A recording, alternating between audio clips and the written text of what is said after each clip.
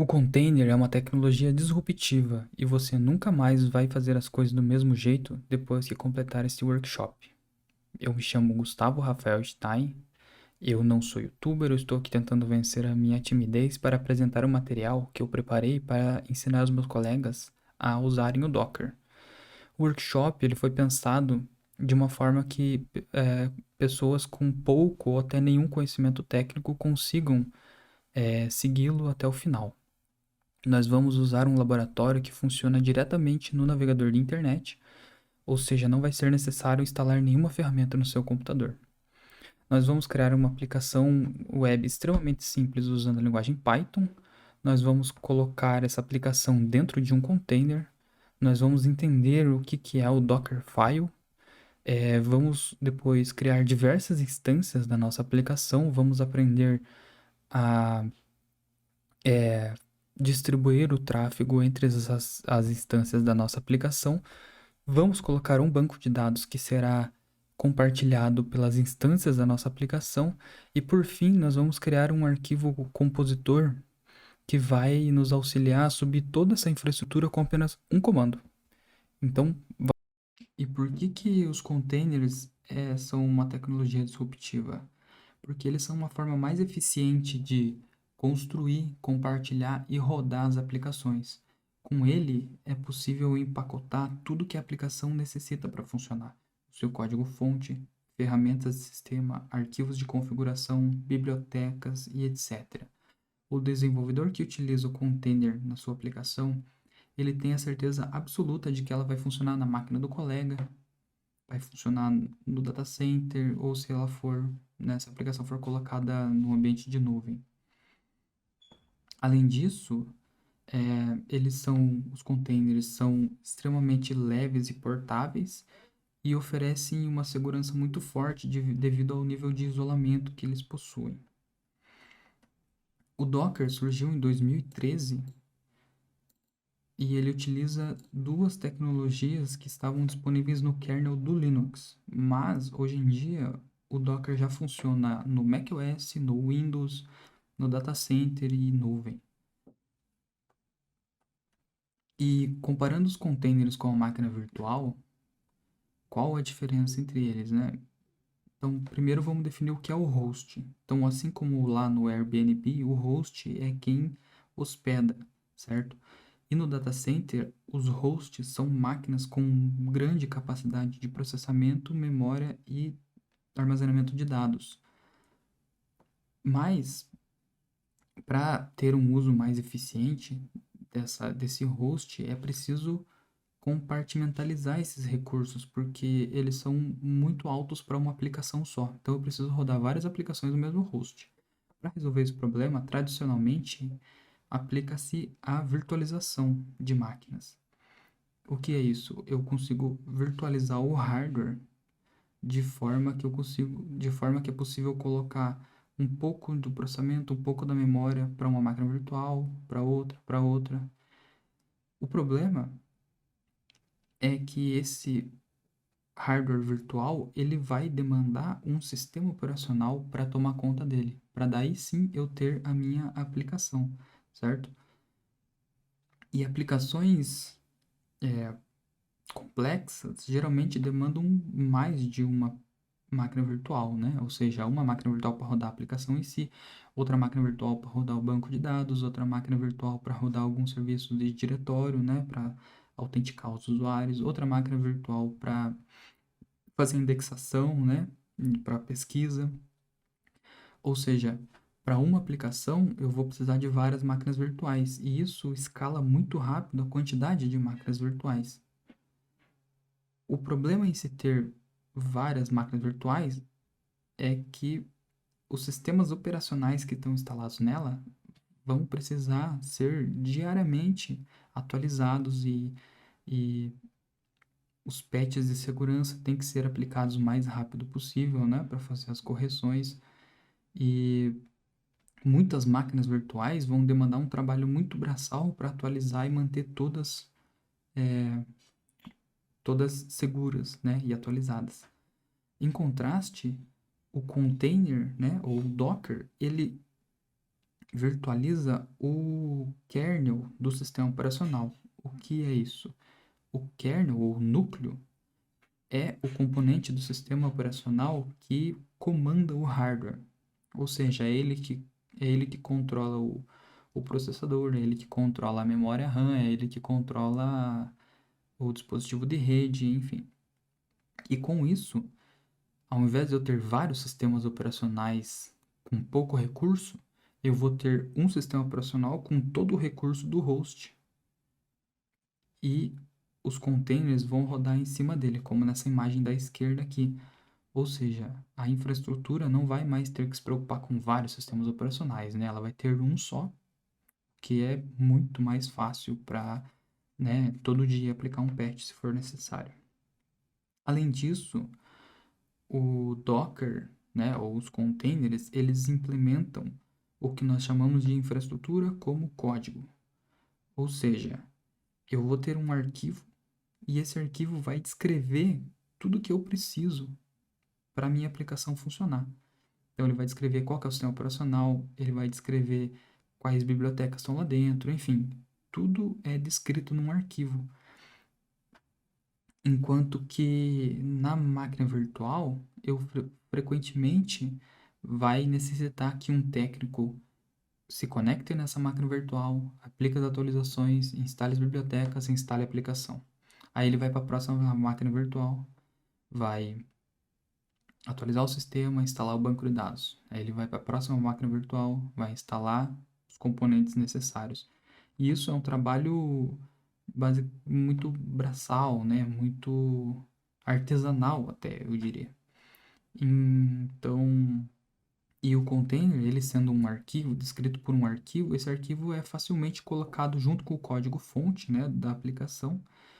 E todo esse conhecimento da infraestrutura necessária para aquela aplicação funcionar, ela está codificada, né?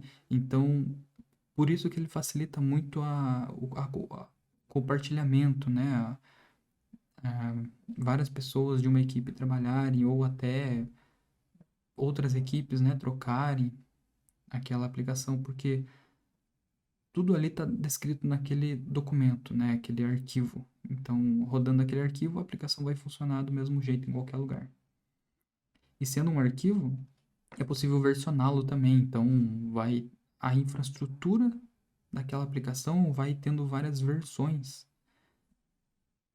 né, no qual é possível, por exemplo, voltar para uma versão que era estável depois que uma nova versão saiu e deu algum problema. Então, chega de conversa, vamos dar início ao nosso workshop. Primeiro, eu vou pedir para vocês acessarem o meu repositório no GitHub, né? O link vai estar aqui embaixo. Aqui a gente vai encontrar o roteiro a ser seguido, né? Tudo que nós vamos fazer e no final as referências para quem quiser se aprofundar. E é claro também os arquivos, todos os arquivos que nós vamos criar já estão aqui em sua versão final. Eles podem vir a ser úteis para tirar alguma dúvida, mas não se preocupe que nós vamos criar um por um juntos. Então, o primeiro passo aqui é acessar o hub.docker.com, que é o serviço do Docker, né, que ele oferece. Então, aqui nessa janela para poder se cadastrar, né, escolher um ID, né, preencher o e-mail, uma senha e clicar aqui para se inscrever.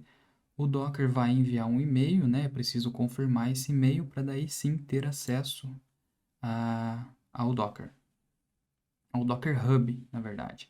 E o que é o Docker Hub? Na verdade, o Docker ele se baseia em repositórios de imagem, que é para facilitar esse compartilhamento de imagens, né? Então, o Docker ele mantém o Docker Hub, que é um repositório público de imagens. Nele estão disponibilizadas algumas imagens aqui prontas para a gente usar, né? Então, por exemplo, o Oracle já disponibiliza uma imagem com o Oracle Database, né? Existe uma imagem do Java, que também foi criada pelo Oracle. Couchbase é um tipo de banco de dados, MySQL, né? Ubuntu é o sistema operacional, né? Redis é um banco de dados, Postgres é um banco de dados, Node é uma tecnologia para desenvolvimento web, Alpine é uma imagem de Linux, né? Então, essas imagens são oficiais, né? Existem várias e várias imagens oficiais aqui. Mas, além de imagens oficiais, ainda temos imagens criadas pelos usuários comuns, né? Como, por exemplo, OpenCV, que é uma tecnologia de visão computacional, né? Então, aqui tem, por exemplo, esse usuário disponibilizou uma imagem. Esse usuário disponibilizou outra imagem com OpenCV. E, enfim, aqui tem diversas imagens, né? Então, tem 3.158 só para o OpenCV, né? Aqui, se nós formos ver, ó, tem mais de 8 milhões de imagens disponíveis para a gente usar, prontas. Além disso, nós podemos criar as nossas. Ou, ainda, como a imagem Docker, ela é baseada em camadas, nós é possível pegar uma imagem pronta e adicionar as nossas camadas nela, ou seja, nós construímos a nossa imagem com base numa outra imagem. E isso facilita muito até o compartilhamento de conhecimento, né? E, enfim. Bom, depois que na nossa conta foi criada aqui no Docker Hub, depois que a sua conta no Docker Hub tiver sido confirmada, nós vamos poder logar aqui no sistema. Eu vou usar o meu Docker ID, minha senha.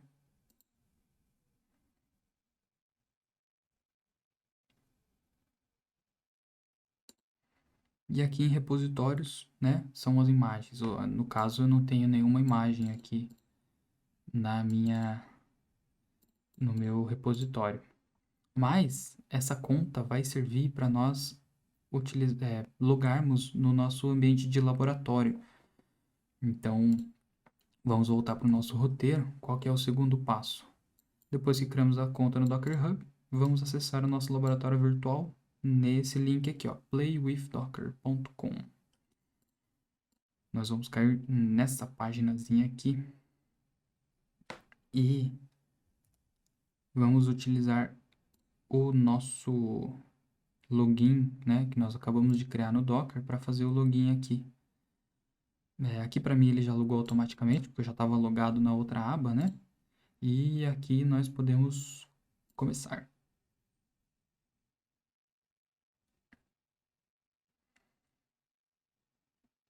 Bom, aqui eu vou como que funciona o Play with Docker. Ele é um ambiente virtualizado e ele já nos oferece todo o ambiente com o Docker e outras ferramentas instaladas, ou seja, nós não vamos precisar instalar nada no nosso computador, né? Vamos fazer tudo aqui do nosso navegador.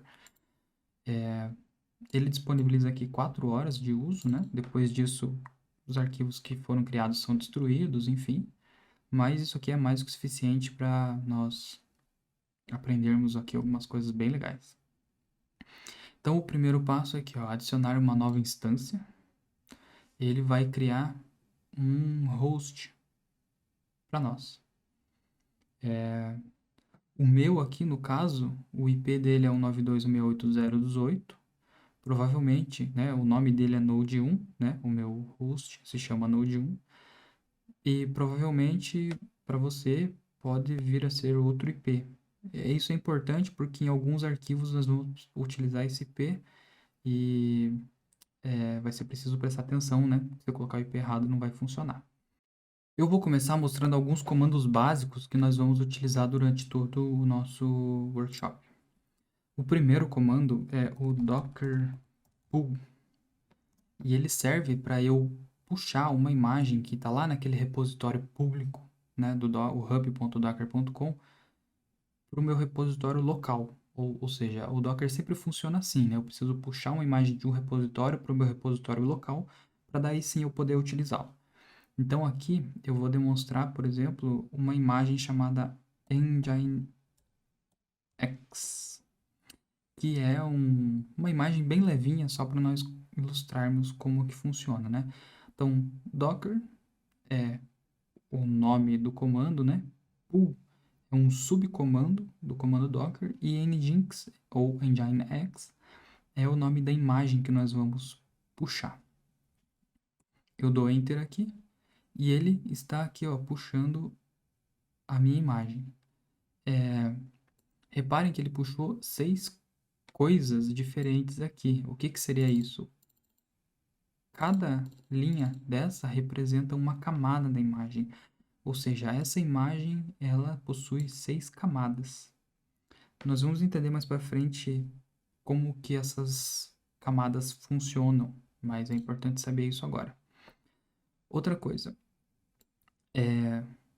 ele me diz aqui que ele baixou uma nova imagem chamada Nginx, que foi o nome que nós indicamos, latest, que seria o último, né? As imagens, elas possuem versões. Se eu não indicar nenhuma versão aqui, ele vai puxar o latest. Ou seja, a versão ela é sempre indicada depois dos 2 pontos. Nome da imagem, 2 pontos, versão. É possível voltar lá no Docker Hub e ver quais as versões que estão disponibilizadas, mas aqui, para nós, tanto faz. Então, o segundo comando que nós vamos aprender aqui é o Docker Images. Ele vai mostrar quais imagens estão no nosso repositório local. Ou seja, aqui nós temos a imagem Nginx com a tag latest, né? Porque nós não indicamos nenhuma tag, ele pega essa por padrão. Ele vai dar sempre um identificador dessa imagem para que a gente possa trabalhar com ela, né? A gente sempre vai indicar esse ID. Ela foi criada há 12 dias atrás, né? Ou seja, lá no repositório Docker Hub, né? Faz 12 dias que ela está lá, essa versão, né? E ela tem 133, ela ocupa, né, 133 MB do nosso host. E se eu quisesse rodar essa imagem, então o container ele é uma instância de uma imagem, ou seja, um container é algo que está rodando. Se ele não estiver rodando, ele é uma imagem. Então, como que nós pegamos essa nossa imagem do Nginx e transformamos no container, né? Nós vamos utilizar aqui o comando docker run Nginx. E aí, aqui é o container rodando. Esses logs que aparecem aqui são coisas do Nginx. Se fosse outra aplicação, seria outro log, né? Então, agora nós temos um container. Mas o meu terminal aqui está travado, ó, não consigo digitar comandos nele. Então, eu vou apertar aqui, ó, Ctrl C no meu teclado e eu vou matar esse container. Eu vou aqui rodar esse container de novo, mas eu vou mostrar uma forma diferente. Então, novamente, docker run, e aqui eu vou colocar "-d", que é para ele não travar o console como eu mostrei. Então aqui, ó, ele vai criar o meu container com esse ID, mas eu continuo podendo dar comandos aqui no meu container. E qual que é o próximo comando que eu vou mostrar? Docker ps. O Docker ps ele serve para mostrar quais containers estão rodando no meu host. Então aqui o container também tem um ID que é diferente do ID da imagem, né? A imagem é algo estático, o container é a imagem rodando. Então ela recebe um ID de container nesse caso. Também é útil, mais para frente vocês vão notar, o nome da imagem, né? Qual imagem que é aquela Nginx. Aqui ele mostra qual comando ela deu, há quanto tempo ela está rodando, qual o status dela, né? Então aqui o status está up, ou seja, ela subiu, está rodando normal. E ele indica qual porta ela utiliza. E ele dá sempre um nome. Quer dizer, o container precisa sempre de um nome. Aqui nós não indicamos nome nenhum, ele sempre dá um nome genérico aqui, um nome que ele inventa na hora, né? Geralmente é um adjetivo e um nome, né? Então, o Varahamihira otimista, né? Nesse caso. Mas você vai ver que se a gente matar esse container e rodar o próximo, vai subir com outro nome.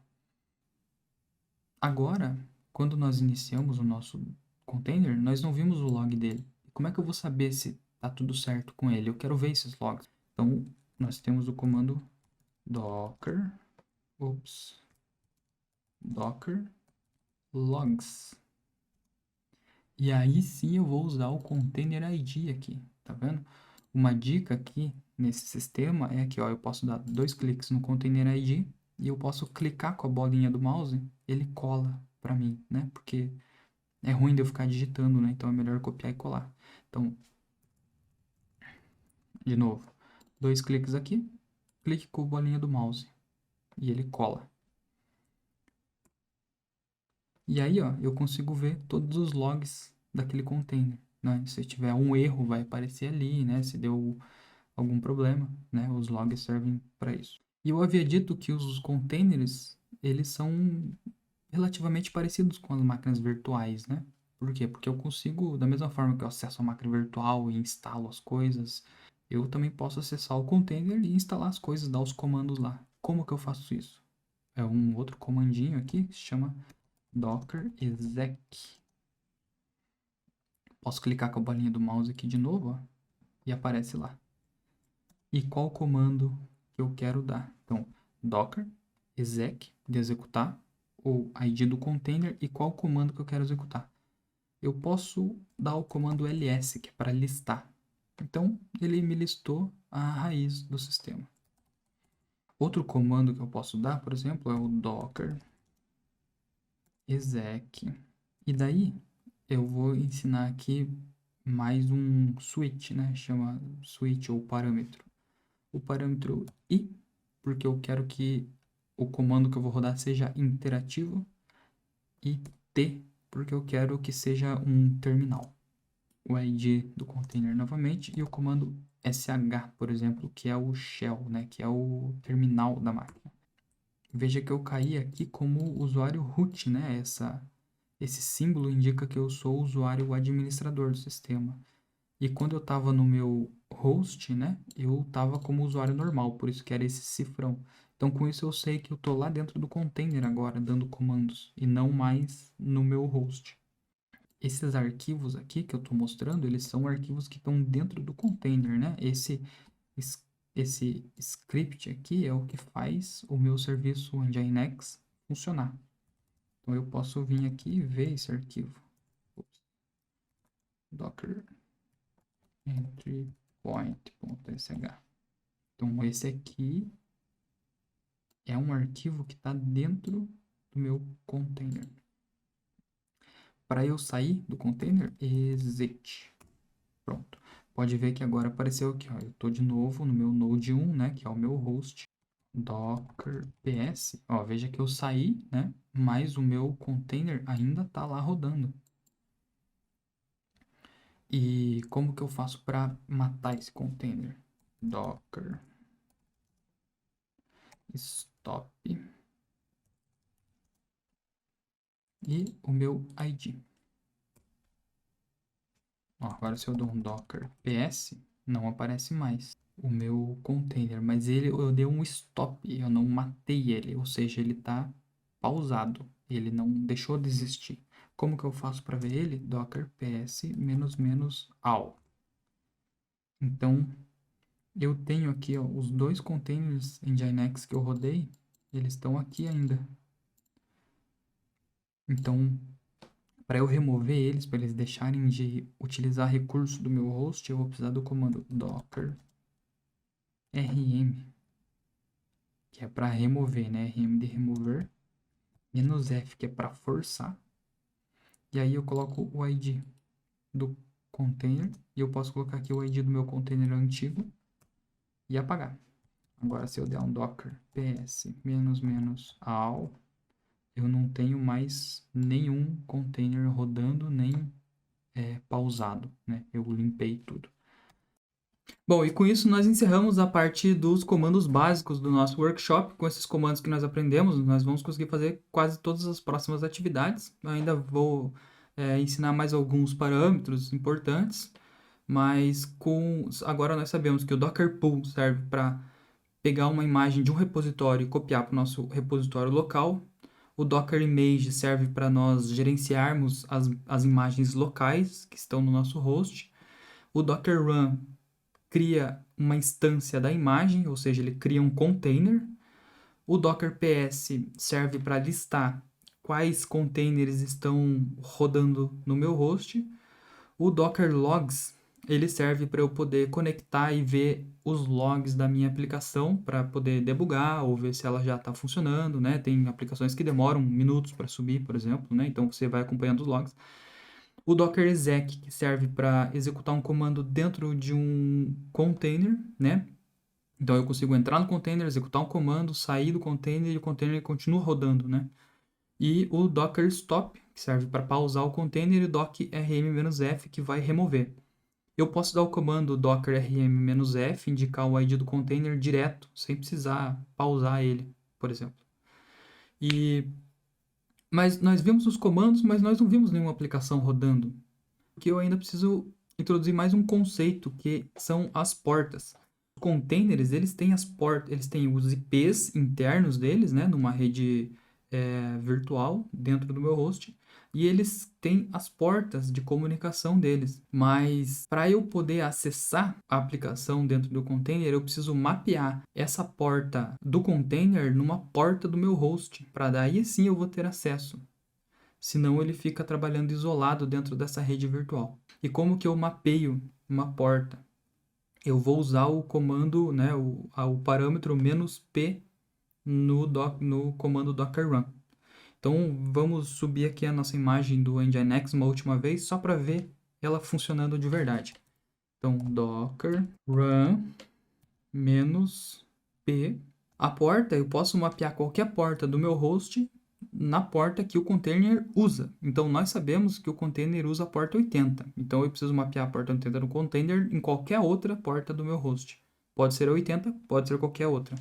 Eu vou mapear aqui a porta 2121, que é meu número da sorte, na porta 80 do container. Então, nós vamos ver esse tipo de notação em outras coisas no Docker. Aqui no caso do "-p, né, é para porta, mas pode ser outras coisas. Mas no caso, o que vem antes dos dois pontos é a porta do meu host, o que vem depois é a porta do container. Então, o docker run mapeia a porta e o nome da imagem. Então, aqui está os logs, né? Eu não coloquei o "-d", então o meu console fica travado aqui nos logs do Nginx. E aqui em cima apareceu a porta 2121, que foi a porta do meu host que eu mapeei na porta 80. Isso aqui é uma coisa aqui do nosso laboratório, né? Ele faz dessa forma para nós termos acesso. E se a gente clica aqui, nós caímos na página inicial do Nginx. E o que ele diz aqui? Se você está vendo essa página, o web server Nginx foi instalado com sucesso e está funcionando. Maiores configurações são requeridas. Obrigado por usar o Nginx. Então, parabéns, você conseguiu também. Nós subimos o nosso primeiro container e estamos acessando e vendo ele funcionar, né? Aqui, para eu cancelar, eu vou dar um Ctrl C e o container já morreu. Ó, docker ps, não tenho mais nada lá. Docker ps --all. Ah, temos aqui o nosso container, ele está pausado. Vamos deletar ele. Docker ps --all. Pronto, não temos mais nada. Agora sim, nós conseguimos ver a carinha dele, sabemos que está funcionando. Se você conseguiu aí também, parabéns. E agora nós vamos para o segundo estágio aí do nosso workshop, que vai ser criar uma aplicação e tornar ela um container, né? Fazê-la rodar dentro de um container. Bom, esse nosso host aqui, ele é bem cru, ele falta algumas ferramentas. Então, vamos começar instalando um editor de texto para nós podermos criar os arquivos, né, que definem a nossa aplicação. Esse host ele usa uma imagem do Alpine Linux, né? Se alguém conhece ou não, enfim. Mas o gerenciador de pacotes do Alpine é o APK. Então, nós vamos aqui usar o comando apk add nano. O que é isso? APK é o gerenciador de pacote, add é para adicionar e nano é um editor de texto bem simples para a gente poder usar aqui via linha de comando. E agora, eu posso aqui dar o comando nano e eu caio dentro do meu editor de texto. Ó. Eu consigo, como se fosse um notepad, você escreve direto, né? Enter, espaço, espaço, tudo funciona certinho como um notepad. Para a gente salvar esse arquivo, a gente vai apertar Ctrl X. E aí ele pergunta, você quer mesmo salvar o buffer modificado YDS? E aí ele pergunta, qual o nome do arquivo? Vamos colocar aqui, arquivo.txt. Esse vai ser o nome do nosso arquivo. Enter. Ele voltou para o console. Agora, se eu dou um ls aqui, para listar o que tem, né, no meu diretório, a gente tem o arquivo txt. Se eu dou um cat arquivo.txt, tá lá tudo que a gente escreveu nele. Então, é muito simples. O nano, você dá o nano, coloca o nome do arquivo. Depois que você edita o arquivo, Ctrl X para falar que você quer sair. Ele vai perguntar se você quer salvar ou não. Y de yes. Ou pode ser no também, se você editou alguma coisa e quer desistir, né, daquilo, quer fazer de novo, né? Ctrl X, aperta N, ele vai voltar sem salvar nenhuma modificação e você começa de novo. Deixa eu só remover o meu arquivo aqui. Então, beleza, a nossa pasta está vazia. Nós estamos aqui dentro da pasta root. Nós vamos criar aqui, começar a criar nossa aplicação. O código da aplicação, ela já está naquele roteiro que está lá no GitHub. Então, você pode pausar o vídeo e escrever cada linha, ou você pode pegar lá e dar um Ctrl+C, Ctrl+V aqui. Eu vou mostrar como é que faz o processo Ctrl+C, Ctrl+V. O código é extremamente simples. Quando a gente copia, às vezes pode bater alguma tecla errada, alguma coisa, e às vezes por causa de uma aspas o negócio não vai funcionar, né? Então, o mais fácil é fazer o Ctrl+C, Ctrl+V mesmo. Para criar a nossa aplicação, o primeiro passo é criar um diretório para colocar todos os arquivos lá dentro, né? Para ficar separado. Então, para criar um diretório novo, aqui é mkdir. E eu vou chamar esse diretório de src, que é o source, né? É um nome comum. ls é para listar, então tá lá meu diretório chamado src. E para eu acessar o diretório, eu vou usar o cd, né? O changedir. E agora eu estou dentro do meu diretório src. Vou dar um clear aqui de novo. Agora nós vamos criar o nosso arquivo, o arquivo que define a nossa aplicação. Nossa aplicação é só um arquivinho, meia dúzia de linhas de código, já vai ser o suficiente. Então, vamos lá, nano, e eu vou chamar esse arquivo de app.py. Né? App é o nome do arquivo, .py é a extensão para arquivos do Python, né? Então, nossa aplicação vai usar o Python. Aí ele abre aqui para mim, eu vou vir aqui e copiar o meu código, né? Clico aqui, Ctrl Shift V, e ele cola. Ctrl Shift V, e ele cola. Só Ctrl V não vai funcionar. Então tá bom, a gente importa aqui, nós vamos utilizar uma biblioteca chamada Flask, que é um framework do Python que torna extremamente simples a criação de páginas web, né, de serviço web. Então, a gente define ele aqui e a gente diz que quando nós acessarmos a nossa página, né, direto acessar a primeira página que vai aparecer, a gente chama ela de Hello World e a gente vai aqui escrever essa mensagem. Hello World. Ctrl X. Ele pergunta aqui se eu quero salvar no buffer. Yes. O nome do arquivo app.py, porque eu já indiquei lá atrás. Enter. Se eu der um ls, eu tenho meu arquivo app.py. Se eu der um cat app.py, tá lá o nosso arquivinho que a gente acabou de criar. E é só isso por enquanto. E agora nós vamos criar um container e precisamos colocar esse arquivo dentro do container. Porque o container ele vem sem nada dentro, né? Eu preciso colocar o meu código lá dentro para poder rodar ele. E nós vamos usar uma imagem do Alpine, que calha de ser o mesmo sistema do nosso host, mas não vamos confundir. Agora nós vamos usar um container do Alpine, da mesma forma que nós usamos uma imagem de container do Nginx. Vamos puxar nossa imagem. Docker pull Alpine. O Alpine é uma imagem extremamente leve. Se nós vermos aqui, ele tem 5.6 MB. Então, assim, para você subir uma aplicação com ele, é muito rápido. Ele carrega, da mesma forma que ele baixou aqui, ele carrega muito rápido, ele sobe várias instâncias muito rapidamente. Então, essa imagenzinha, ela é feita para isso, para ser bem ágil. Vamos lá, então, vamos criar uma instância. Vamos ver se a gente já conhece todos os parâmetros que vão ser usados agora.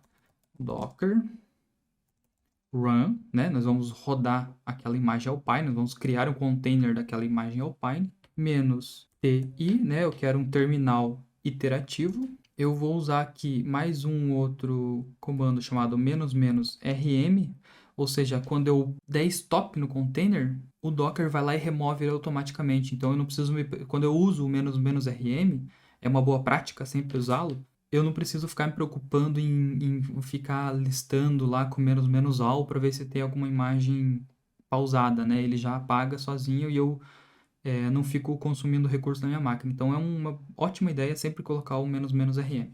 E aqui nós vamos usar o "-p", ou seja, nós vamos mapear a porta 5000 do meu host na porta 5000 do container. Por que 5000? Porque o Python com o Flask, por padrão, ele vai usar a porta 5000. Eu já sei disso, né? Mas por isso que eu já vou colocar aqui direto, né? Mas também tem como descobrir depois. E a gente vai aprender um novo parâmetro que é o "-v", V de volume. Ou seja, eu vou conseguir montar um diretório que está dentro do meu host, dentro do container. Com isso, eu consigo fazer com que o meu arquivo que está aqui no meu host, né, que está dentro desse diretório src, apareça lá dentro do container, no lugar que eu quero. Como que eu faço isso? Eu vou mapear aqui /root/src, que é esse diretório que nós estamos agora. 2 pontos, aquela anotação que eu já falei, então tudo que vem antes de 2 pontos é referente ao meu host,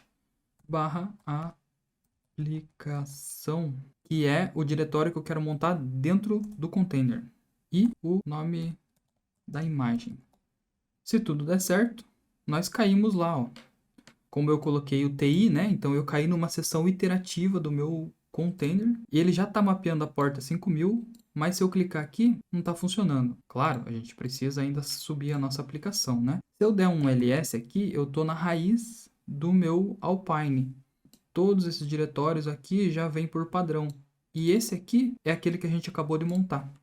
Se eu entrar aqui, eu posso apertar, não sei se todos sabem, né? Eu posso começar a escrever e apertar Tab, que ele faz o autocomplete. Se eu listo aqui, tá lá o nosso arquivinho. Então, usando aquele "-v" de volume, eu estou mapeando o meu diretório no meu container e com isso eu consigo acessar aquele arquivo que nós criamos lá fora, dentro do container. Eu disse que essa aplicação usa o Python, né? Então, Python 3. Ah, não temos o Python nessa imagem. Claro, ela tem só 5 MB. A gente precisa instalar o Python nela para poder rodar. Então, de novo, apk-add python 3. E nós vamos precisar também de uma outra ferramentinha que chama py3.pip, que é o gerenciador de pacotes do Python. Ele vai servir para poder instalar o Flask. Então, apk-add python 3 py3-pip. E aqui ele vai começar a instalar todas as bibliotecas. Então, aqui ele instalou 77 MB, aproximadamente 52 pacotes. Agora, se eu der o Python 3, agora eu tenho o Python instalado nessa máquina, porque aqui eu caí no console do Python. É só um teste, né? Você não precisa repetir. Exit, abre e fecha parênteses aqui, eu saio do Python. Antes de eu iniciar a minha aplicação em Python, eu disse que eu preciso instalar o Flask. Para instalar o Flask, eu vou dar o comando pip install Flask. E ele vai começar a baixar o Flask. Beleza, agora nós temos as duas coisas que a gente precisa, né? O Python e o Flask, né? Já estão instalados dentro do nosso container. E o nosso arquivo de aplicação está lá. Então, a gente pode subir a nossa aplicação e ver se ela funciona. Só tem mais um detalhezinho. Para rodar o Flask, ele precisa que a gente indique qual que é o nome do arquivo, com uma variável de ambiente. Eu não vou explicar o que é a variável de ambiente agora, né? Mas para a gente configurar ela, é export, e aí o nome da variável do ambiente, que é flask, underline, app, e o valor dessa variável do ambiente, que vai ser app, que é o nome do nosso arquivo, né? app.py, então por isso que é app aqui. E com todos esses passos, agora nós estamos prontos para subir a nossa aplicação. Flask, run, -- host, igual 0.0.0.0. Enter. E aí a aplicação fala, ó, servindo Flask aplicação app, variável tipo do ambiente produção, não está em modo debug, e ele diz aqui que ele está rodando, né, no IP do meu container na porta 5000. Mas como a gente já mapeou lá atrás no nosso comando a porta 5000 do container na porta 5000 do host, se eu clicar aqui em cima, agora ele tem que funcionar. Essa é a mensagem que nós colocamos lá no código da nossa aplicação. Muito legal, nós estamos rodando agora o nosso código dentro do container. E aqui ele até diz, ó, porque eu acessei, né, a página, então ele deu aqui um código 200, né, que é o código de quando tá tudo ok. 404, porque faltou um arquivo aqui, mas sem problema. Beleza. Agora aqui a gente vai dar um Ctrl C, Docker. Eu dei um Ctrl C, eu parei o Python, né, mas eu ainda tô dentro do container. Se eu der um exit, agora sim eu saí do container e voltei para o meu host, né? Eu sempre sei que eu voltei para o meu host porque ele escreve isso aqui em cima, né? O nome do host e o meu IP. E se eu der um docker ps --all, eu não tenho mais a minha imagem lá, porque a gente colocou --rm, por isso que é bom usá-lo. Mas tá bom, nós entramos no container, instalamos, fizemos a nossa aplicação rodar, mas no momento que nós saímos, ele destruiu o container e jogou tudo fora. Todos aqueles comandos, quando a gente instalou o Python, quando a gente instalou o Flask, tudo aquilo foi perdido. Nós fizemos e ele já foi por água abaixo. Para que a gente não perca as configurações que nós fizemos, é para isso que existe o... E é aí que entra o Dockerfile, ou seja, o Dockerfile, ele é a infraestrutura como código, né? Ou seja, eu vou codificar a minha infraestrutura. O processo que nós fizemos manual de interativo, né, de instalar as coisas uma por uma e tal, isso é como se faz com uma máquina virtual, por exemplo. Mas com o Docker nós podemos descrever esse passo a passo de forma que ele fica codificado, né? E eu posso depois passar para o meu colega, ou vocês podem baixar aí e utilizarem. E vocês já vão partir do meu conhecimento, né? Eu vou pegar o meu conhecimento de infraestrutura e codificar nesse arquivo e vocês vão poder sair usando, né? Sem precisar pesquisar tudo, né? Vocês vão precisar ler e entender, mas não vão precisar pesquisar como é que faz, entendeu? É essa a grande sacada, né, do Docker. Então, vamos aproveitar só. Aqui, esse PyCache é algo, como nós montamos esse diretório dentro do diretório do container, esse PyCache é algo que o Python cria, ele não vai fazer diferença, nós podemos mantê-lo aqui. Só antes, para finalizar a nossa aplicação, nós vamos criar um arquivo de requerimentos que diz para o Python quais bibliotecas ele tem que instalar. Vamos lá, nano requirement.txt. Esse é o nome do arquivo requerimentos em inglês, né? Ele inverte o E com I, tem que prestar atenção nisso. E aqui eu vou indicar que eu quero o Flask. Só isso. Ctrl X, Y, Enter. Agora eu tenho lá o meu arquivo de requerimentos também. Para que serve isso? Vai servir para a gente automatizar, né? Mais para frente nós vamos usar, além do Flask, nós vamos precisar de outra biblioteca do Python, outro framework, né? E nós vamos colocando dentro desse arquivo aqui, para não ficar tendo que dar vários comandos, né? A gente fala, instale tudo que está no arquivo de requerimentos. Aí ele está instalando, só para automatizar mais, né? E aí, beleza, a nossa aplicação está pronta aqui. Vamos cd dois pontos, né? Dois pontos é a pasta anterior, vamos voltar para a nossa pasta anterior. Então, agora aqui nós estamos no diretório /root. E aqui dentro nós temos lá o nosso RC, que está a nossa aplicação lá dentro. Aqui nós podemos criar o nosso Dockerfile, então, que vai descrever aí o nosso container, a nossa imagem, né? Então, nano Dockerfile, com o D maiúsculo, certo? O D precisa ser maiúsculo. Enter. E aqui agora nós vamos aprender diversos comandos do Docker. O primeiro, que geralmente vem por primeiro mesmo, é o from. O from, eu estou dizendo qual imagem que eu vou usar. Como eu disse, as imagens do Docker eles são baseadas em camadas. Posso pegar uma imagem que já está pronta, ela já tem lá suas camadas e eu vou adicionar mais camadas embaixo com as coisas que eu quero. E assim que vai se construindo uma imagem. Além disso, essa questão de camadas, ela ajuda porque, por exemplo, eu posso ter duas imagens diferentes que usam a mesma imagem pai, digamos assim. Mas eu não vou ocupar o espaço do meu host duas vezes, porque eu vou pegar a imagem pai, ela vai ocupar 5 MB, por exemplo, e se o resto da minha aplicação ocupa mais 2, eu não vou ficar mais 7 MB, entendeu? Ele vai colocando as camadas, na verdade, vão sendo só a diferença entre a imagem pai e a imagem filho. E aqui agora nós vamos aprender diversas primitivas do Docker, né? Para poder construir o nosso Dockerfile. O primeiro deles é o from. Eu vou indicar qual a imagem que eu vou usar como base para eu construir a minha. Se a gente lembrar, as imagens Docker elas são construídas em camadas. Então eu posso pegar uma imagem que está pronta e adicionar as minhas camadas embaixo e gerar a minha imagem. Então eu vou usar o Alpine, né? O Alpine, a imagem do Alpine Linux.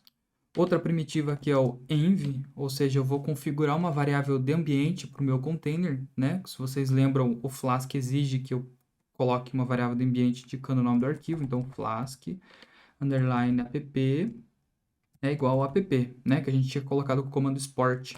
O run é para eu rodar um comando. Então, o que eu precisava rodar lá? apkadd python 3 e o py3pip. São as duas coisas que a gente precisou instalar manualmente. E aí, o que eu vou fazer? Eu vou copiar aquele meu arquivo de requirements. E eu vou copiar só o arquivo de requirements. Eu não vou copiar todo o meu diretório. Porque alguns comandos aqui, como o run ou como o copy, eles criam uma nova camada. O env não cria camada. A gente vai poder ver quando ele estiver construindo com mais detalhes. Mas alguns comandos, como o run e o copy, eles criam uma nova camada. E eu quero que uma camada seja só a instalação dos meus requerimentos. Eu vou copiar lá o meu arquivo requirements, que ele está dentro de src/requirements.txt.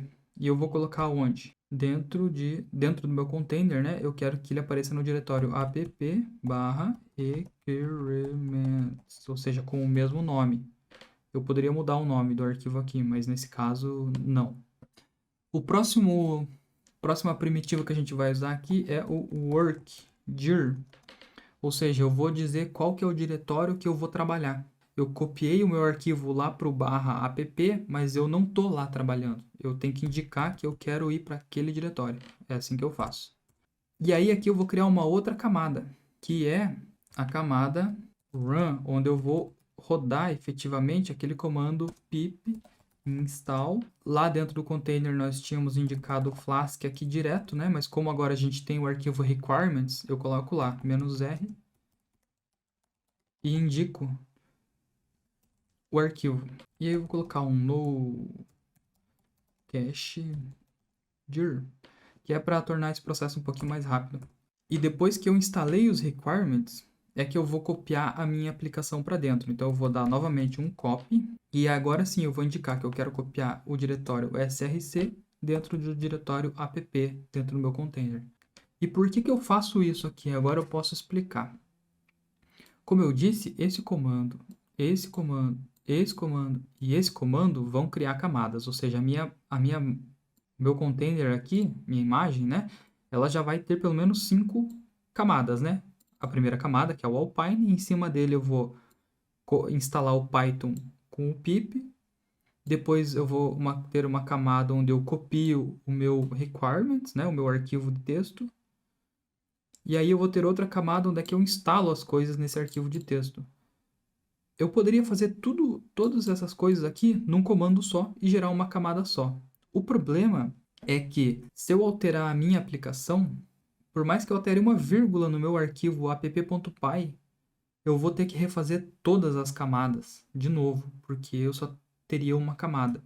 Nesse caso aqui, como nós fizemos tudo separadinho, o Docker vai ser inteligente o bastante para chegar e ver aqui, essa camada não mudou, então ele usa a camada que está guardada em cache.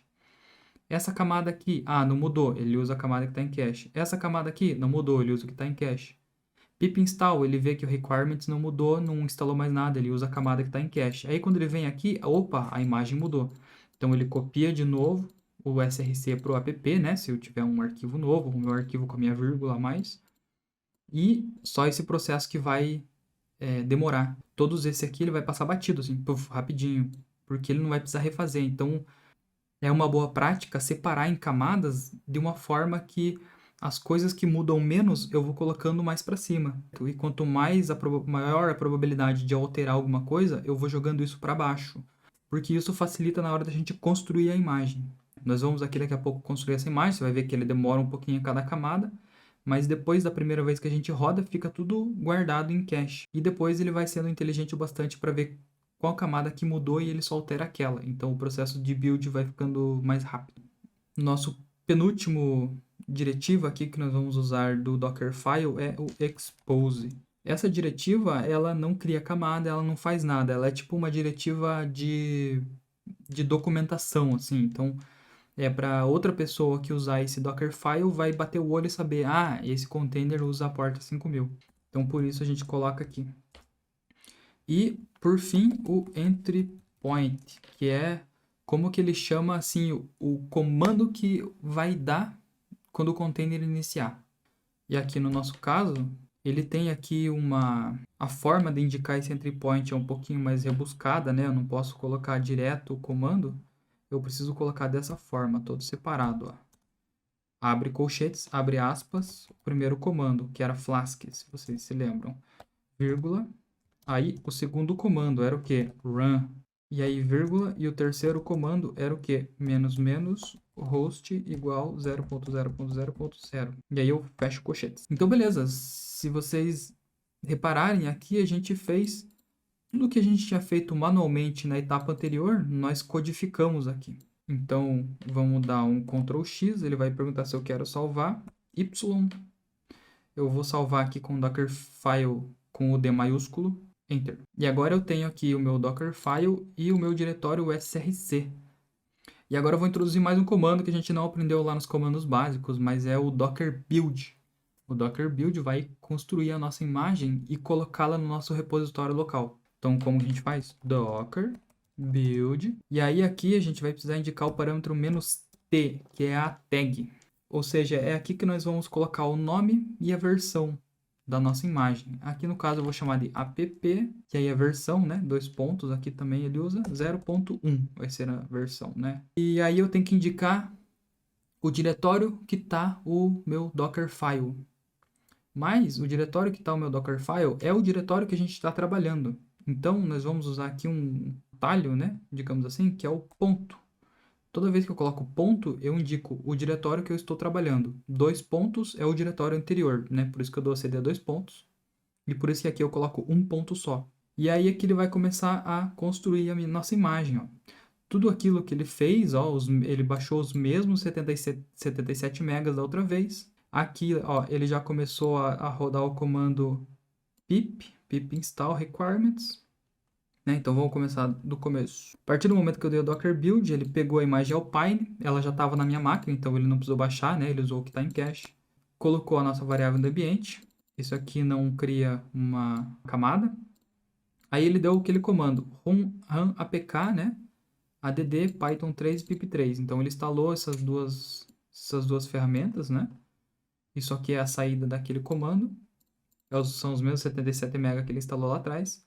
Aqui ele copiou só o arquivo requirements.txt, ele mudou foi lá para o workdir, que é o /app, e ele rodou o pip install, então aqui ele instalou o Flask, né? O Flask tem outras dependências, então ele baixa mais algumas coisas.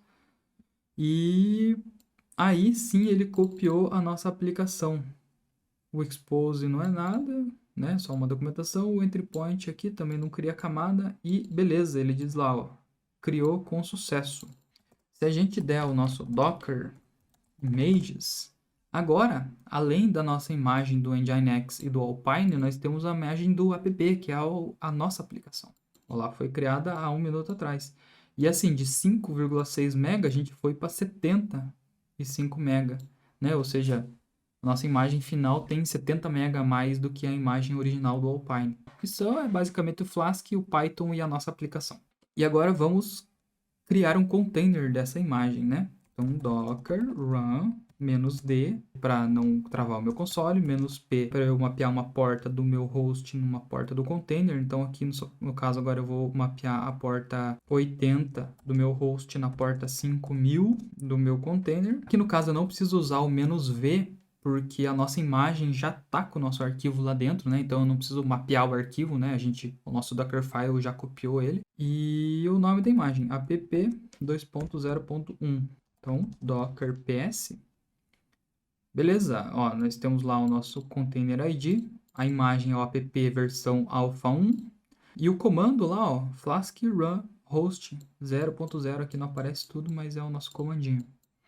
E aqui, se a gente ver, ó, estamos mapeando a porta 80 do host na porta 5000 do container. E ele colocou um nome aqui aleatório, como sempre. E, se a gente prestar atenção, apareceu a nossa portinha 80 aqui. Quando a gente clica, aqui ele está usando o cache, eu preciso dar um Ctrl e recarregar. E agora ele carregou, né? É o nosso Hello World. Se nós quiséssemos saber se a aplicação está funcionando, a gente pode aqui dar um Docker Logs.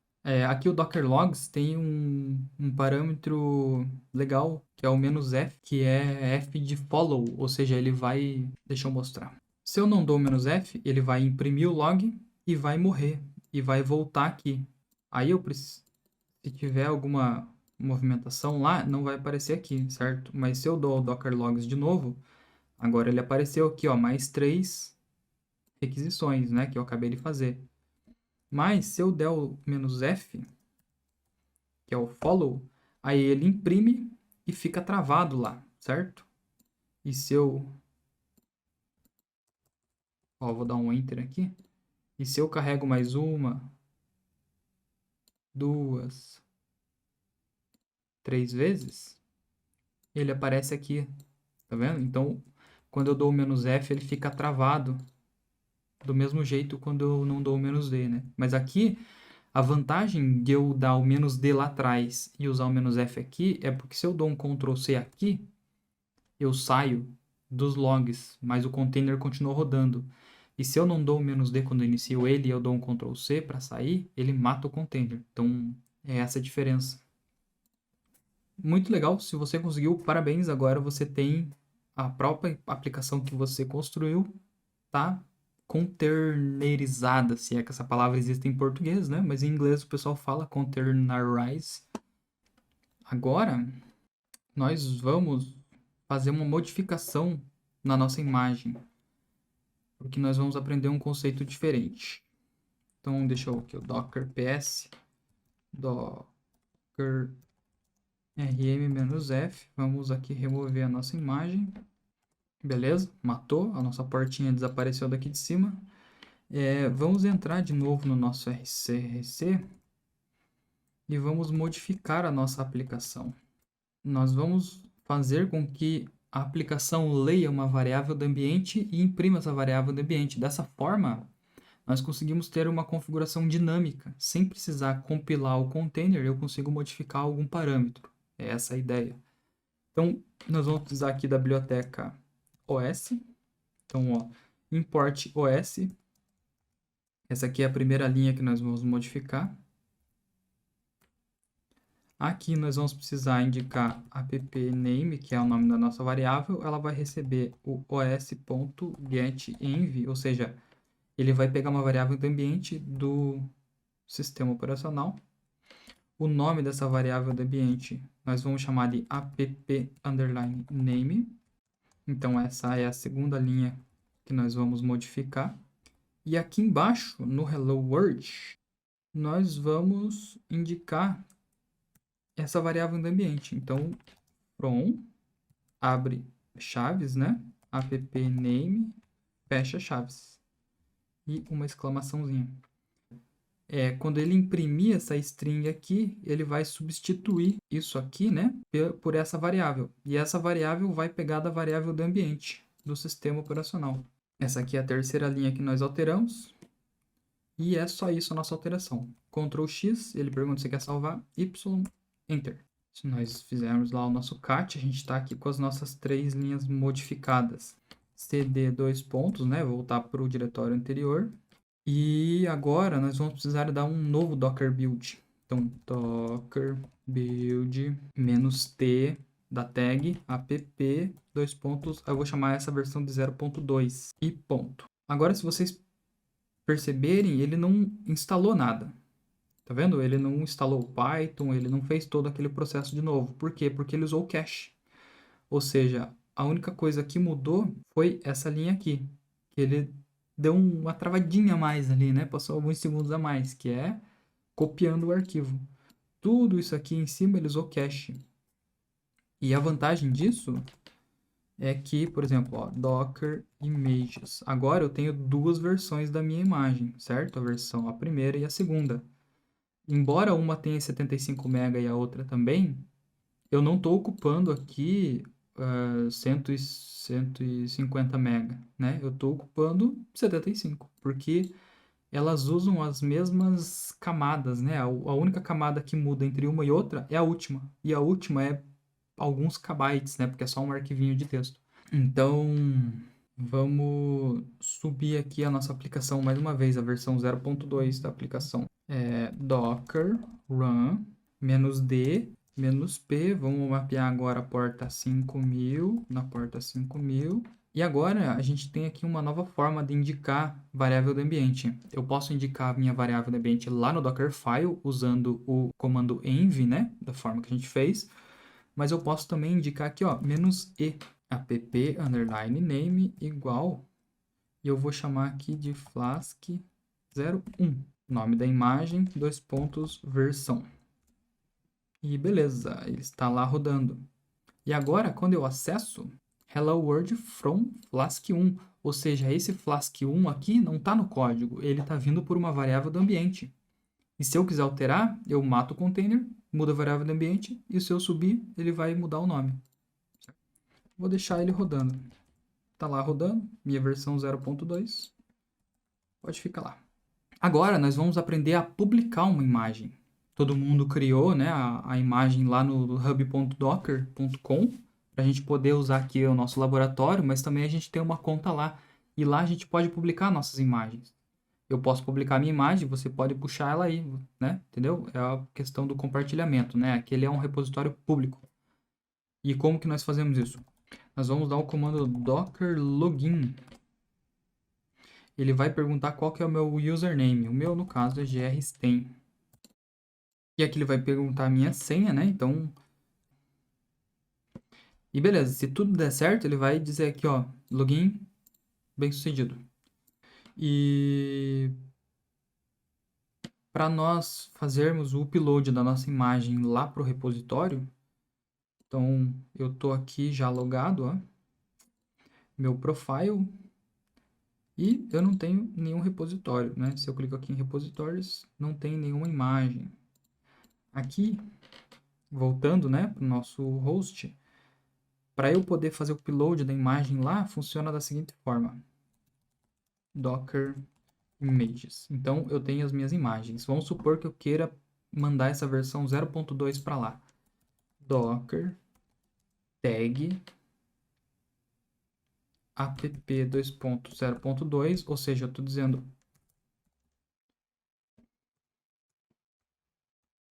que eu quero alterar a tag dessa imagem aqui. Para qual tag? grsten app:0.2. Ou seja, eu só estou indicando qual que é o repositório na frente dessa imagem, que é o meu repositório. No seu caso, você preenche com o seu. E agora, se eu der um docker docker images, a gente pode ver que alterou aqui agora. Ele não é mais só app o nome, ele é grstein/app, que é o grstein é o meu repositório público, né? Mas ele ainda continua com a imagem antiga aqui, ó. E aí, eu posso dar um docker push grstein/app:0.2. Ou seja, o push, eu estou falando assim, envie essa imagem lá para o repositório público. E aí aqui ele está fazendo o upload.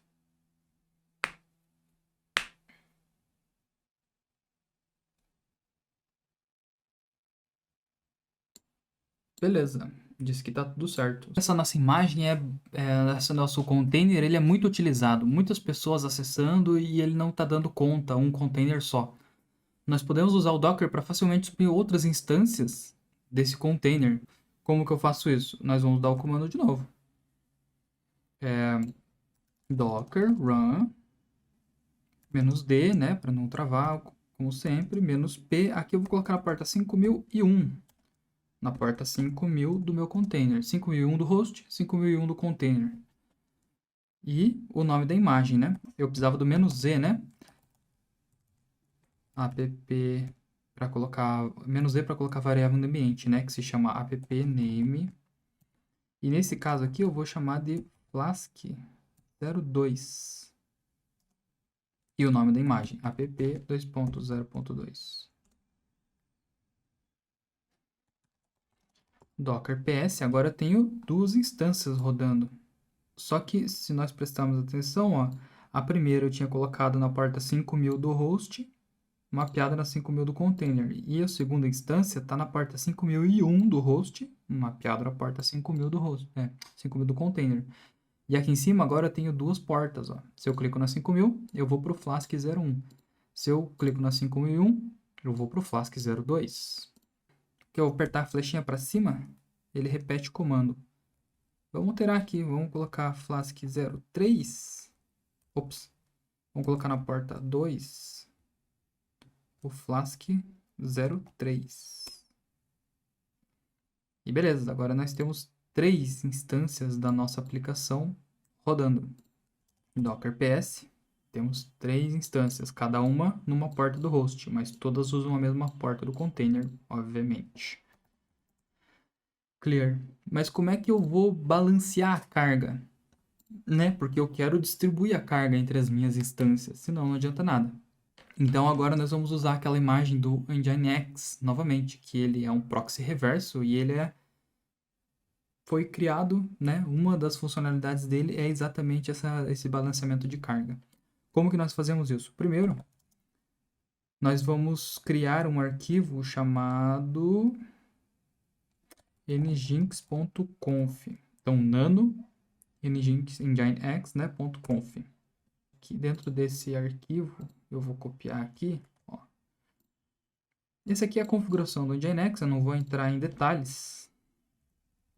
Mas o que nós precisamos indicar aqui, ó? Aonde que está xxx? Esse arquivo eu copiei lá do nosso roteiro. Eu vou colocar esse IP aqui, ó. Então, 192.168.0.28. No meu caso, no seu caso pode ser outro IP. Porta 5000. E aí eu vou colocar aqui 192.168.0.28 na porta 5001. E eu ainda vou adicionar uma outra linha aqui, ó, server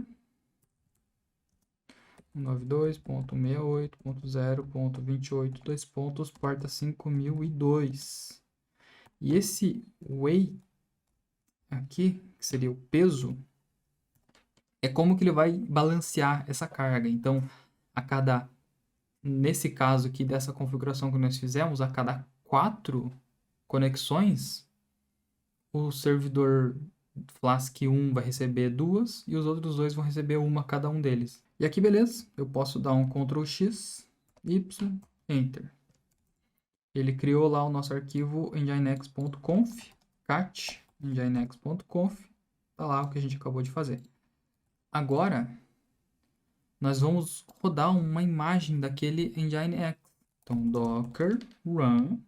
E agora nós vamos usar o "-v" de volume para mapear esse arquivo que a gente acabou de construir lá dentro do container, que é a nossa configuração específica do nosso ambiente, né?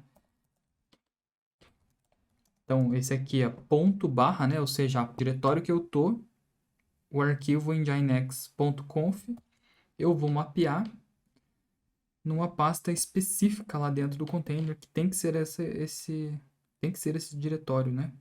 etc barra nginx barra conf.d barra default.conf. Estou dizendo, pega esse arquivo que está no diretório local aqui e sobrescreva esse arquivo que está lá dentro do container. "-p", né? Ou seja, eu quero mapear a porta do meu host, porta 80, na porta 80 do container, que a gente sabe que o Nginx usa a porta 80. E o nome da imagem. Se tudo der certo, não deu.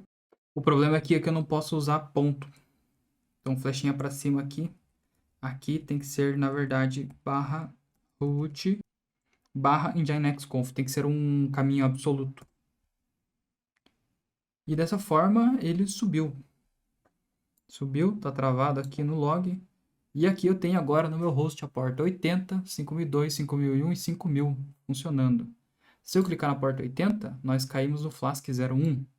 Se a gente recarrega, vamos para o 3. Se a gente recarrega, vamos para o 1 de novo. Se a gente recarrega, vamos para o 2.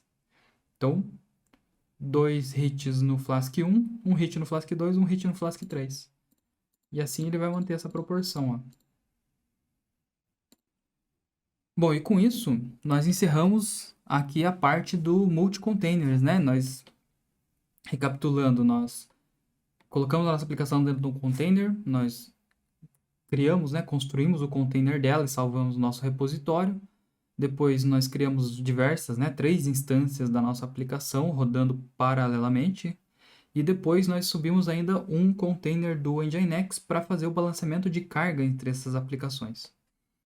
Então eu vou aqui dar um Ctrl C, vou matar, né, o nosso container com o Nginx.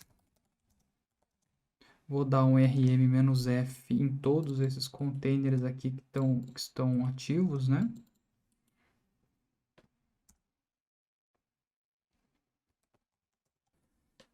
E assim a gente finaliza mais uma etapa aqui do nosso workshop. E a próxima etapa agora nós vamos colocar um banco de dados nessa nossa aplicação, porque nós vamos ter um único banco de dados compartilhado pelas várias instâncias da nossa aplicação e ainda balanceados pelo Nginx. Então, o banco de dados que nós vamos utilizar aqui na nossa aplicação, ele é o Redis, que é um banco de dados extremamente rápido, ele carrega todos os dados dele na memória RAM, ele foi escrito em C, que é uma linguagem de baixo nível, né? E nós vamos usar ele porque ele é bem simples de configurar no Python ali. Então, nós vamos precisar mais uma vez fazer uma nova alteração na nossa aplicação. Então, vamos lá no nosso diretório src, vamos aqui dar um nano app.py. E agora aqui, vou apagar tudo, vou lá no nosso roteiro e vou copiar a terceira parte ali da nossa aplicação. Então, aqui eu ainda marquei, ó. Então, o 1, o 2 e o 3 era o que a gente tinha modificado antes, né? E o que muda agora nessa versão? A gente adicionou o 4, que é o Redis, né? A biblioteca para nós usarmos esse banco de dados que eu mencionei. A linha 5, que na verdade ele configura, né, os parâmetros para conectar nesse banco de dados. E aqui a gente adiciona 2 novos endpoints na nossa aplicação, que é para nós interagirmos com essa aplicação. Então, Um endpoint nós vamos gravar um dado e no outro endpoint a gente vai ler esse dado. Extremamente simples. Se o dado não existir, ele diz que não existe. Se gravar, ele fala ok, está gravado.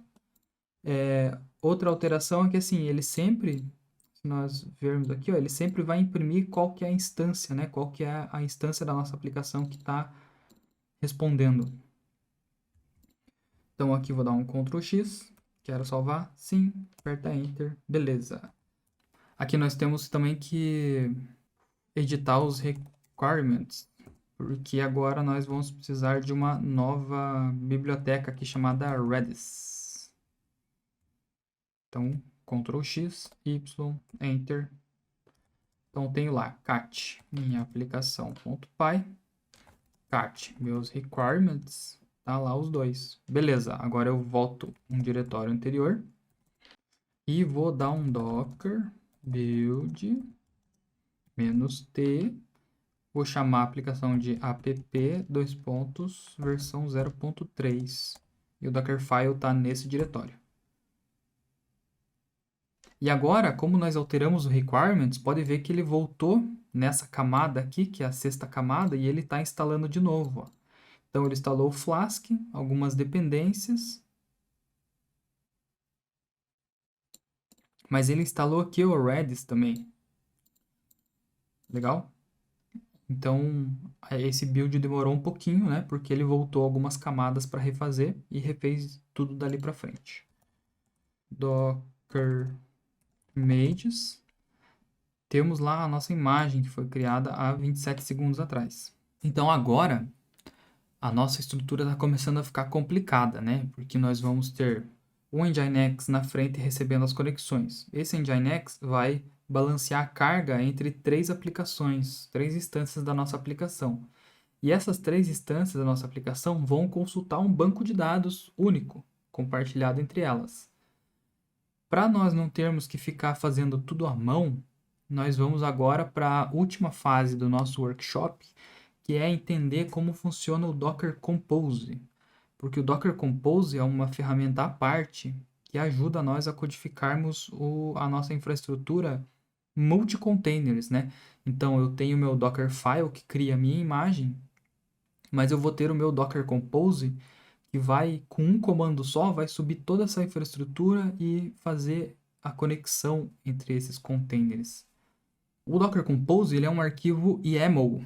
Ele é uma notação que foi criada para facilitar arquivos que precisam ser lidos tanto por um computador quanto por seres humanos. Ele é organizado por espaços, então a cada 2 espaços eu tenho uma indentação. Vamos ver como é que isso funciona. Nós precisamos criar o nosso arquivo Docker Compose.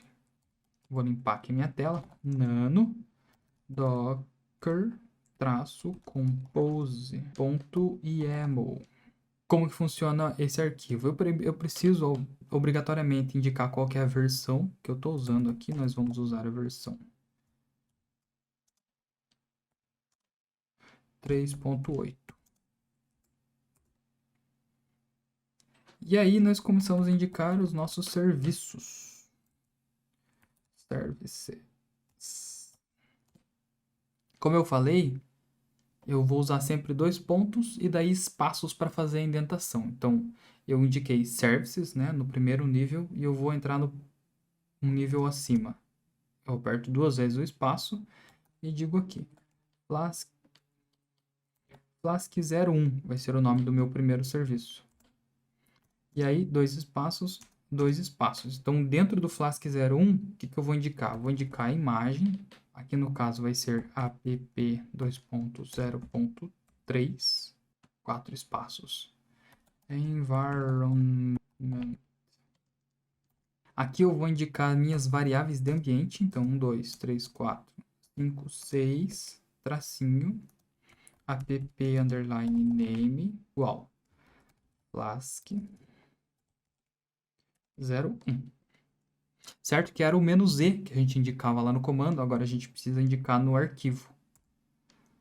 1, 2, 3, 4, expose. Aqui no expose, eu vou dizer que ele expõe a porta 5000. Eu vou copiar aqui para a gente ser mais rápido. mas aqui vai ser o Flask 002. Eu vou usar a imagem app03. Vou chamar a aplicação de Flask 02 e vai expor a porta 5000 também. E aqui, mais uma vez, eu vou chamar de Flask 03, né? Eu vou usar a imagem app 0.3. Vou chamar de Flask 03. Então, as 3 instâncias da minha aplicação já estão descritas. Nós vamos precisar do nosso balanceador. Ele vai usar a imagem Nginx, latest, que é a versão que já está sincronizada no nosso repositório. Aqui eu não vou usar o expose, porque o expose eu digo qual porta que eu vou usar, mas eu não mapeio ela, certo? Então, a minha aplicação fica protegida dentro da minha rede virtual, dentro do meu host. O único container que vai expor a porta é o nosso balanceador, o Nginx. Então, como que eu faço isso? Aqui, em vez de indicar expose, eu indico port 1, 2, 3, 4, 5, 6. E aí eu digo que a porta 80, eu vou mapear na porta 80 do container. E ainda eu preciso indicar aqui volumes.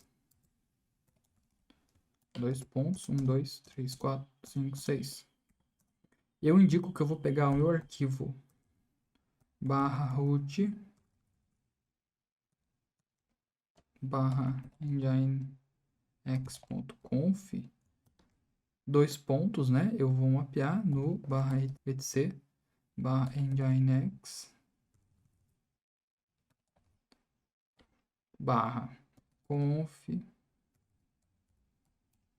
conf.d default.conf, que é o mesmo comando que nós usamos lá atrás. Então, até agora, nós só estamos escrevendo os mesmos comandos, os mesmos parâmetros que nós indicamos para o Docker Run, nós estamos indicando nesse formato YAML. E, por último, nós vamos usar aqui o nosso Redis, que é o nosso banco de dados. Ele vai ter a imagem Redis latest. Eu vou pegar a última versão do Redis que está disponível lá no Docker Hub. E o que eu digo aqui? Que eles põem a porta 6379, que é a porta padrão do Redis. Vamos salvar. Então, uma coisa é que quando nós criávamos os nossos containers na mão com o comando docker run, ele indicava um nome aleatório, né? Eu disse um adjetivo e um nome. Aqui nós estamos dando nomes aos containers efetivamente, que é esse aqui em cima. Então, cada serviço, né? Isso, eu tenho todos os meus serviços e cada serviço vai ter esse nome que a gente coloca aqui. Então, vou salvar aqui. Beleza. Mas a vantagem de usar o Docker Compose é que agora nós temos nomes para os nossos serviços. Então, nós não precisamos mais usar o IP do nosso host. Com isso, nós vamos precisar alterar o nosso arquivo de configuração do Nginx. Nós vamos trocar aqui aonde está o IP. Nós vamos indicar o nome Flask01 porta 5000. E aqui vai mudar completamente, ó. Flask02 2.5000 também. Porque nós estamos dizendo qual que é a porta do container aqui e não mais a porta do host. Flask03 2.5000. Opa, aqui eu inverti, ó. Flask. Ó, Flask 01, 02, 03, que são os nomes dos meus serviços, todos na porta 5000. E ainda vamos colocar os mesmos pesos de antes. Então, tudo certo aqui. Ctrl X, Y, Enter. E agora aqui temos o nosso Dockerfile, que constrói a nossa aplicação. nós temos o nosso nginx.conf, que configura o nosso nginx, e nós temos o nosso Docker Compose, que vai subir toda a nossa infraestrutura com um único comando. Então, deixa eu mostrar aqui. Docker ps. Não estamos rodando nenhum container. Como que a gente sobe essa nossa infraestrutura com o Docker Compose? Docker Compose up. Só isso.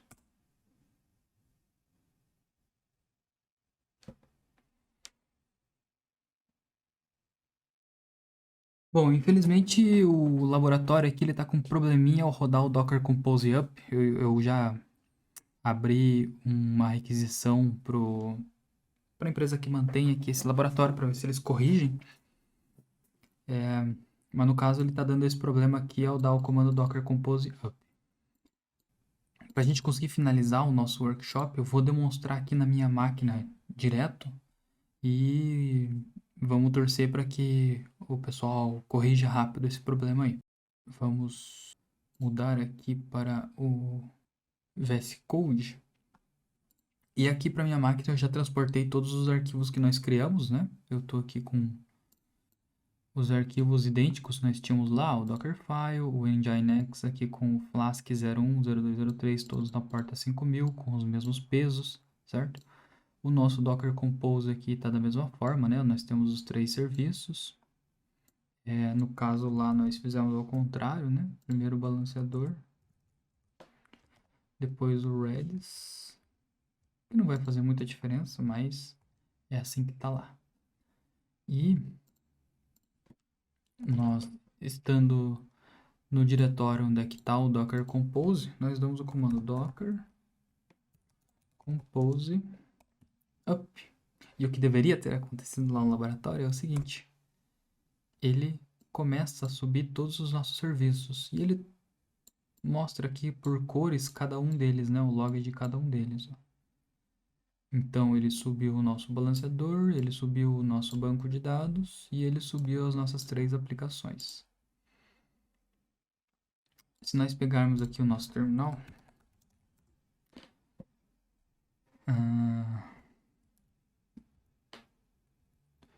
ficou ruim de ver, mas aqui está a nossa uma instância da aplicação, a segunda, a terceira, o banco de dados e o Nginx mapeado na porta 80 do meu host. Ou seja, o único que está mapeando porta aqui é o Nginx. E aí, nós podemos vir aqui, ó, localhost, e eu caio no meu Flask 01. Se eu dou atualizar, eu vou pro 2, se eu dou atualizar, eu vou pro 3, volto pro 1, 1 de novo, 2, 3, 1, 1, 2, 3, e assim ele vai. Mas agora nós podemos gravar um valor no nosso banco de dados, né? Então, vai ser aqui set nome. Então, eu vou dar set, que é o comando, o nome da entrada que eu vou gravar e o valor dessa entrada. Vai ser Gustavo. E o Flask 1 me respondeu aqui, foi registrado no Redis. E agora, se eu vim aqui dar um get no nome, o Flask 1 me respondeu também, né, com o valor Gustavo. Mas se eu atualizar, agora o Flask 2 me respondeu com Gustavo. E se dá um set sobrenome Stein, foi o Flask 3 que registrou o sobrenome. Mas se eu dou um get sobrenome, quem me respondeu foi o Flask 1. Entendeu? Então, com isso, nós estamos fazendo exatamente o que nós queríamos, né? Então, veja só, com um comando, Docker Compose up, nós subimos toda essa infraestrutura. Depois que toda a infraestrutura está codificada, como fica fácil, né? No caso, alguém pode ir lá no meu GitHub, clonar o repositório e dar o comando Docker Compose up. Pronto, vai funcionar exatamente do jeito que está funcionando aqui no meu computador. Bom, então recapitulando o que nós fizemos hoje. Tudo que nós fizemos até agora está no meu repositório do GitHub. Então, os arquivos que estão lá estão da mesma forma que nós fizemos aqui agora. Bom, nós aprendemos alguns comandos básicos, né? Nós colocamos a nossa aplicação Python dentro de um container. Nós lidamos com variáveis de ambiente, que são importantes para deixar o container dependente, né, do ambiente que ele vai usar. Então, as variáveis de ambiente servem para configurar ele. Nós aprendemos a usar o Dockerfile, né, para codificar a nossa aplicação, né, o container da nossa aplicação. Nós aprendemos a colocar um balanceador de carga na frente de várias aplicações, né, utilizando o Nginx. Nós aprendemos a colocar um banco de dados na nossa aplicação, né? Nós estávamos gravando e fazendo query. E por último, nós aprendemos a usar o Docker Compose, porque a nossa infraestrutura ficou muito complexa para nós ficarmos subindo os containers todos na mão. Então, com o Docker Compose, nós podemos codificar qual que é essa infraestrutura, né? Quais são os serviços presentes, qual a imagem que eles utilizam. Nós personalizamos cada um com uma variável de ambiente diferente, né?